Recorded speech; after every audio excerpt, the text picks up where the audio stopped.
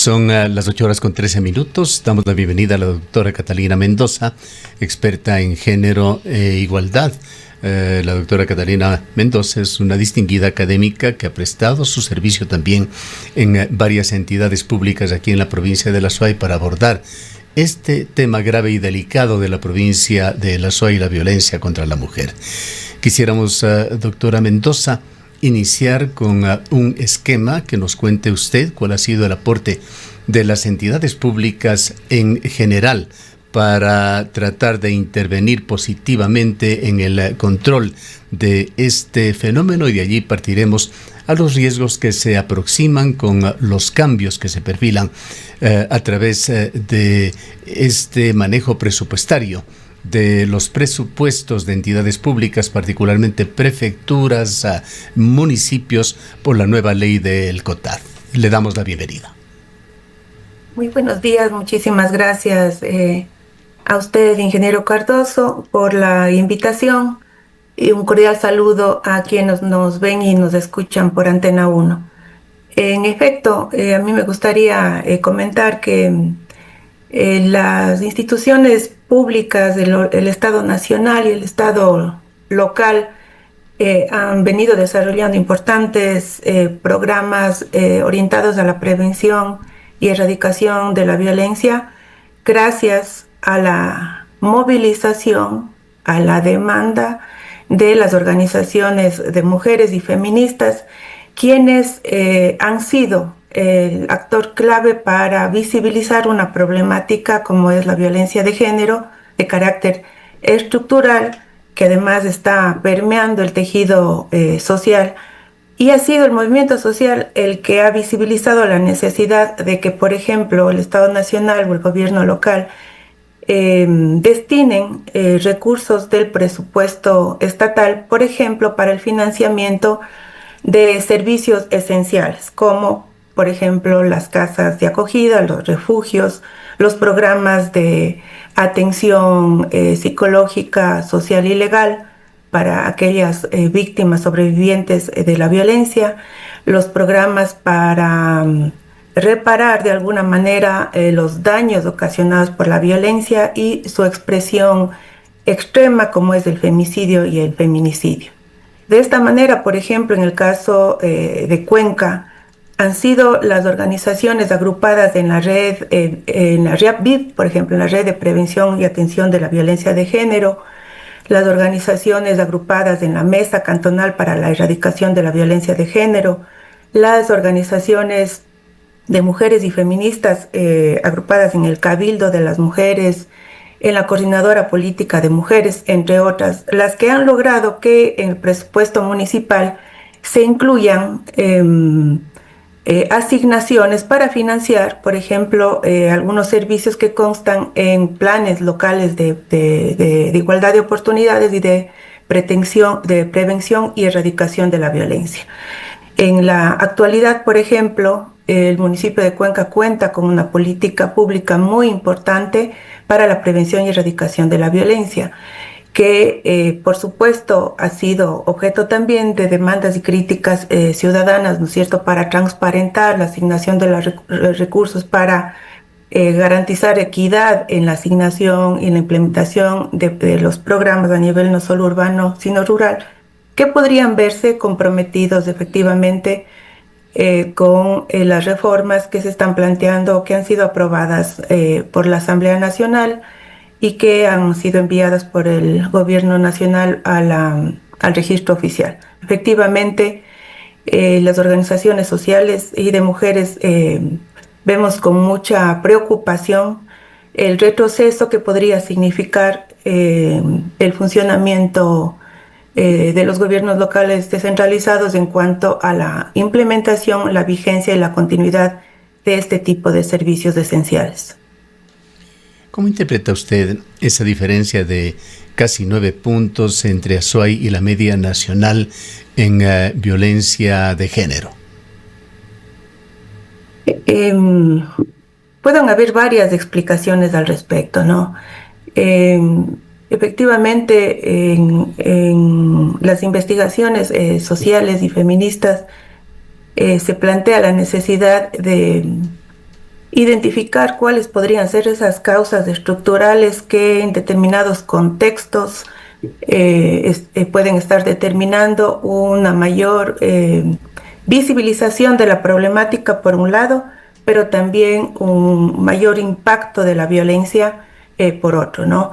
En algunos casos se plantea que los entornos pueden estar siendo estructurados con menores posibilidades de redes sociales, menores posibilidades de sensibilización, de formación temprana en temas de derechos humanos, problemas estructurales vinculados a la violencia generalizada, a la movilidad humana y el riesgo que significa los derechos de las personas que se encuentran en esta situación. Es decir, pueden haber una serie de condicionamientos que pueden estar determinando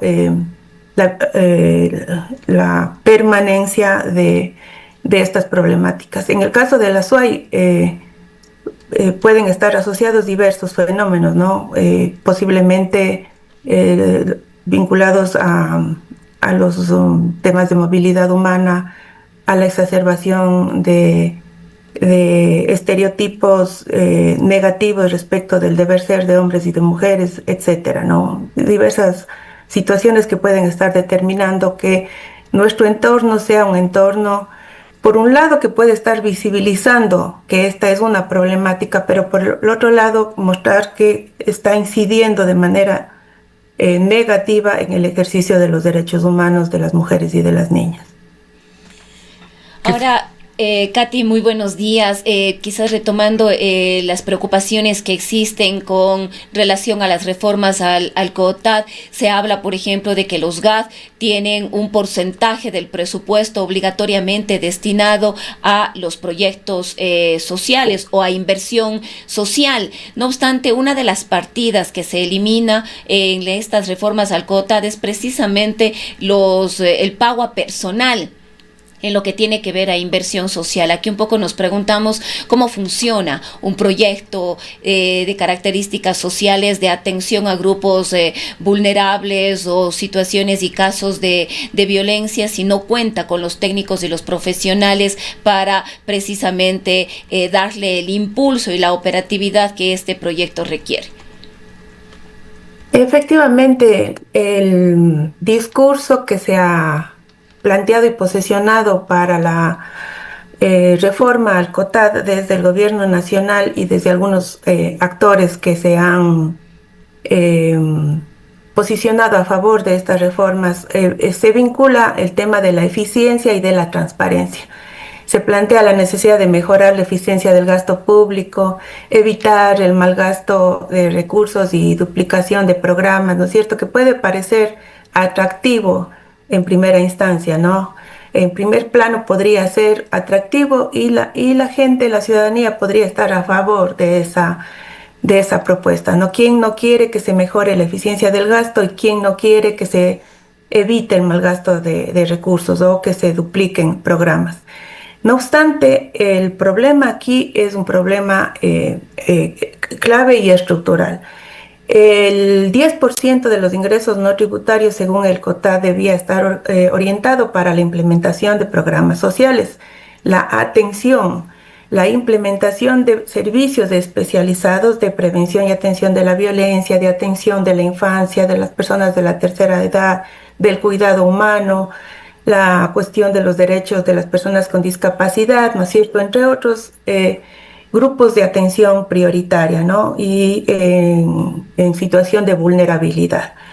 El problema aquí es un problema de carácter, me parece a mí, político. Perdóneme la interrupción, pero no quisiera dejar que se escape una cifra que usted acaba de señalar, que un 10%, de acuerdo con el COTAD, debería ser invertido en programas para la mujer, es lo que nos dijo. Programas sociales. Contrario, por favor, si lo puede corregir, sí. Sí, según el COTAD, el 10% de los ingresos no tributarios deben estar destinados a la implementación de programas sociales destinados a grupos de atención prioritaria. Los presupuestos municipales no deberían aprobarse si no se visibiliza la asignación de este 10% de los ingresos no tributarios, es decir, a estos esto programas. Debería observarse dentro del presupuesto de cualquier municipio, pero ahora esto se ve limitado. El total de inversión que no sea obra de construcción, obras de cemento, de áridos, etcétera, es solamente el 30%. Es decir, que si se cumple con esta parte de la ley del COTAD, se utiliza el 10% para programas sociales, quedarían un 20% para todo el resto, para los municipios. Yo en realidad no soy experta en temas financieros y presupuestarios, pero sí puedo decir con absoluto convencimiento que este 10% de los ingresos no tributarios no necesariamente han sido aplicados, destinados a programas especializados. ¿Ya? Los gobiernos autónomos descentralizados han venido haciendo esfuerzos muy importantes para la implementación de programas sociales de esta naturaleza, pero también podría yo hacer una crítica en el sentido de que algunos de estos programas que aparecen como programas de atención a grupos vulnerables no necesariamente tienen la sostenibilidad técnica, financiera, de participación ciudadana que requiere un programa de esta naturaleza. Por eso, en el caso de Cuenca, ¿no es cierto?, que es el caso que yo conozco, es muy importante defender la ejecución de este tipo de programas porque han sido llevados a cabo orientados, definidos, delineados de alguna manera con un carácter técnico y político importante, porque han sido las organizaciones de mujeres y feministas las que han estado básicamente aportando su experticia para que estos programas se lleven a cabo. El problema que yo veo en la actualidad es que, acorde con las críticas que se están haciendo a nivel de América Latina, de alguna manera, y en el caso del Ecuador, evidenciado con absoluta claridad del gobierno de Noboa, cada vez más el derecho y los derechos humanos les resultan incómodos a algunas élites, básicamente económicas y políticas, que encuentran en el derecho una camisa de fuerza para imponer intereses, digamos, individuales, económicos y políticos. En este momento, a los municipios se les debe aproximadamente 336 millones de dólares. A las provincias, 211 millones de dólares y a las parroquias rurales, 19 millones de dólares. Entonces, me parece a mí que el discurso del COTAD, de la eficiencia del gasto y mejorar el uso de los recursos, básicamente lo que quiere encubrir es la necesidad que tiene el gobierno nacional, ¿no es cierto?, de perdonarse esta deuda que tiene ya histórica con los gobiernos autónomos descentralizados, que en la práctica va a significar un riesgo para la implementación de programas sociales. Porque como preguntaba la licenciada Encalada, el funcionamiento de programas sociales como los de prevención y erradicación de la violencia, atención de los derechos de los niños, de personas con discapacidad, personas adultas mayores, muchos de los cuales tienen que ver con el cuidado humano y en este caso con la reparación de los daños ocasionados, por ejemplo, a causa de la violencia. Atención a grupos vulnerables en general, se refiere usted. En general, efectivamente. Requieren la organización, ¿no es cierto?, de grupos, de equipos multidisciplinarios, ¿no?, de psicólogas, trabajadoras sociales, orientadoras familiares, licenciadas en género y desarrollo, profesionales del derecho, psicólogas sociales, entre otras, ¿no?, funcionarias y funcionarios profesionales que tienen necesariamente que articular sus esfuerzos para garantizar la implementación de este tipo de programas. Quisiera hacerle una pregunta, si es que me permite.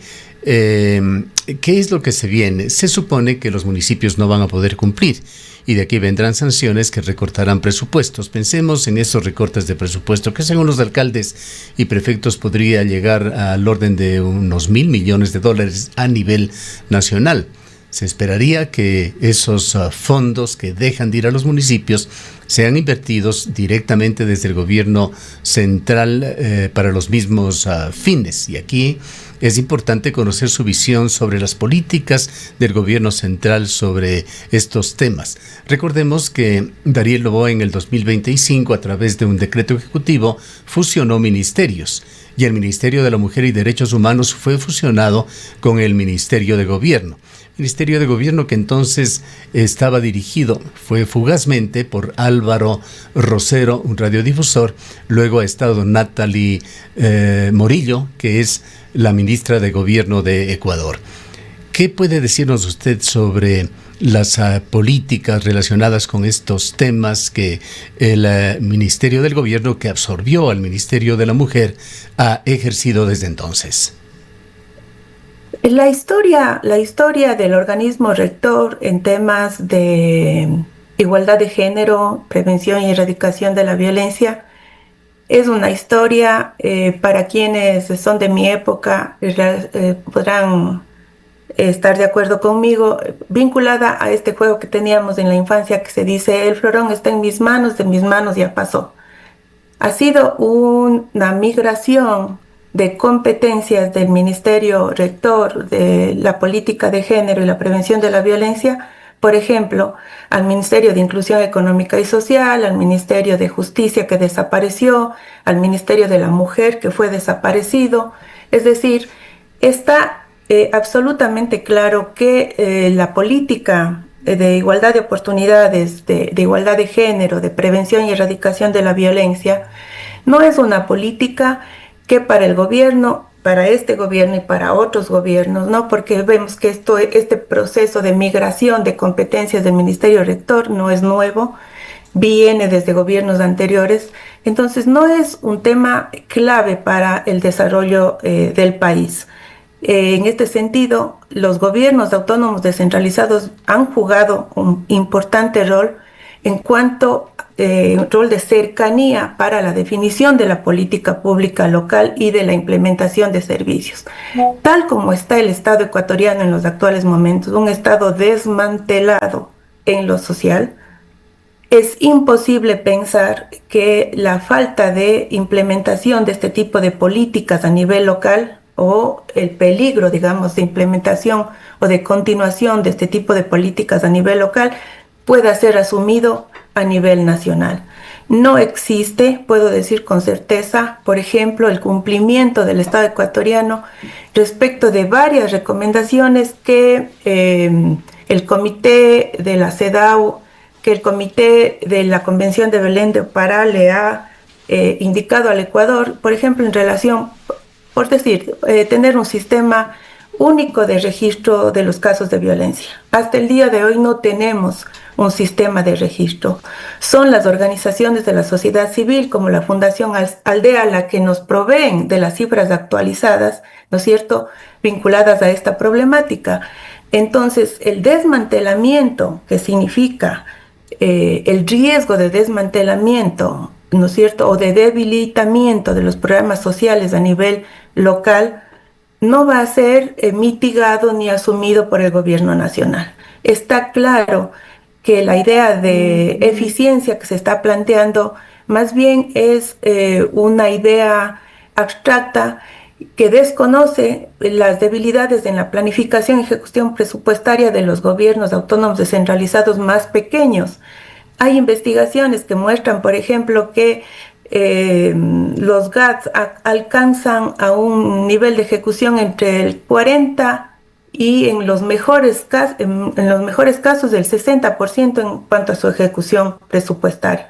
Y si a eso le sumamos la deuda histórica del gobierno nacional a los GATS, ¿no es cierto?, vamos a ver que en este escenario el riesgo de debilitamiento de los programas sociales es real, ¿no? Es real.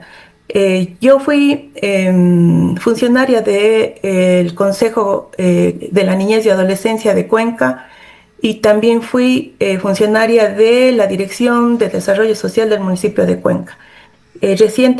Últimamente en la Prefectura de la SUAY, en la Dirección de Género e Inclusión Social. En mi rol en estos en estos departamentos, en estas direcciones, en estas instancias, pude conocer directamente cómo las parroquias rurales de Cuenca y de la SUAY tienen dificultad para la ejecución de sus presupuestos, para la planificación de obras, ¿no? Y si a esto le sumamos, como digo, la deuda del gobierno nacional, va a significar un debilitamiento de los gobiernos de cercanía, ¿no? Hay gobiernos rurales, parroquiales rurales que tienen déficit de capacitación técnica,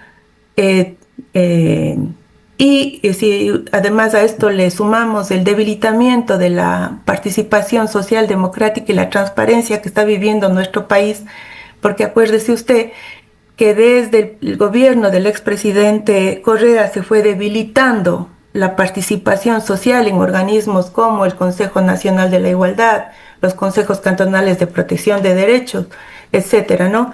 Entonces, el déficit de participación democrática y el déficit de participación de la ciudadanía en la construcción de la política pública, en el monitoreo, en la vigilancia, ¿no es cierto?, y en la rendición de cuentas, nos coloca frente a un escenario realmente complejo, ¿no?, que nos pone a las organizaciones sociales, al movimiento de mujeres, al movimiento de infancia y a los movimientos sociales en general en la necesidad de apoyar las propuestas de demanda de inconstitucionalidad que se deben plantear a esta ley por el déficit de participación, por el impacto que va a tener en los programas sociales, porque además no hay salvaguardas concretas que se hayan planteado, ¿no es cierto?, para mantener, reforzar y fortalecer programas de tipo social como el de la erradicación de la violencia de género. Sabiendo entonces que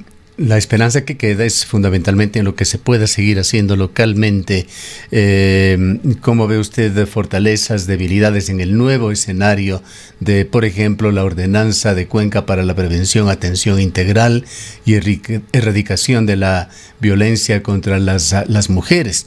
¿Y qué medidas urgentes recomendaría usted para blindar ciertos programas que usted los ha mencionado, el Fondo Violeta, otros que existen como Ciudades Seguras, frente a esta volatilidad política? ¿Qué riesgos corren, en otras palabras, las casas de acogida, los refugios, la ayuda psicológica, estos programas de reparación de daños generados por la violencia, entre ellos los más graves, femicidio y feminicidio? En nuestro país solemos ponernos en extremos, ¿no?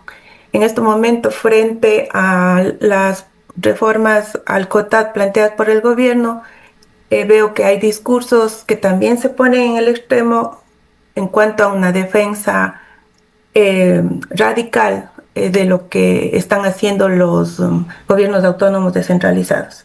Yo, por ejemplo, en el caso de Cuenca, sí quiero ser crítica respecto también del rol que ha jugado el gobierno local. A mí me parece que el gobierno local tampoco ha promovido una real participación ciudadana y democrática de las organizaciones sociales y de otros sectores en espacios de participación y de deliberación pública. Yo me uno a las voces del movimiento de mujeres, movimiento feminista, en cuanto a demandar del gobierno local el cumplimiento real de su rol de escucha de las demandas sociales, de garantizar la participación informada y técnica, además de las organizaciones sociales, por ejemplo, para transparentar el funcionamiento de los programas locales. Porque sin participación social, sin participación ciudadana, la política pública corre el riesgo de vincularse al autoritarismo, ¿no? Entonces, pueden haber decisiones locales importantes, pero si no se construye con la gente, estos programas no van a tener el impacto deseado. Entonces, mi demanda, mi cuestionamiento crítico sería, por ejemplo, activar, reforzar los mecanismos de participación, por ejemplo, en los consejos cantonales, del Consejo Cantonal de Protección de Derechos, en la Mesa Cantonal de Erradicación de la Violencia de Género, en procesos como la silla vacía y otros que están previstos constitucional y legalmente para la participación social y ciudadana. Me parece que los niveles de compromiso local tienen que garantizarse precisamente porque entre el gobierno local y la organización social y ciudadana es posible defender con mayor fuerza, con mayor vigor, ¿no es cierto?, la permanencia, la implementación técnica, participativa y especializada de este tipo de programas, en contra del autorismo a nivel local y nacional, ¿no? Más democracia, bien, menos autorismo, menos autoritarismo a nivel local y nacional. Se nos ha agotado, doctora Mendoza. Dejo con una pregunta final. ¿Qué argumentos considera usted serían convincentes para los representantes del Estado, gobiernos locales, gobierno nacional, sobre esa responsabilidad institucional, la sostenibilidad financiera y el impacto social? ¿Qué argumentos podrían ser efectivos para que de alguna manera, de la forma que sea, se mantenga esa inversión en prevención, sabiendo que es mucho más eficiente que el gasto reactivo en justicia, en salud, en control de la delincuencia, que es uno de los problemas más graves y delicados que afronta el país? No sé si esta cifra haya variado, pero se dice que cuando se invierte en prevención, en el tejido social, en el fortalecimiento de las redes de apoyo social, se está ahorrando lo que se gasta 10 veces más en atención. Entonces, estos programas de prevención, de erradicación de la violencia, como los que están destinados a todos los grupos de atención prioritaria, son claves para prevenir, ¿no es cierto?, futuras violaciones de derechos. Si es que las autoridades, si es que el sector político cree realmente en la necesidad de garantizar una sociedad de paz, una sociedad reforzada en el tejido social y que prevenga, como digo, futuras violaciones a derechos humanos e incluso la prevención del delito y de la criminalidad, ¿no es cierto?, y de la inseguridad, tiene que apostarle necesariamente al ser humano, al fortalecimiento de programas de cohesión del tejido social, de articulación social, culturales, de derechos, de cuidado, para garantizar sociedades más justas, equitativas y de paz. Bien. Muchísimas gracias por habernos acompañado. Muchas gracias a usted. Declaraciones de la doctora Catalina Mendoza, experta en género e igualdad.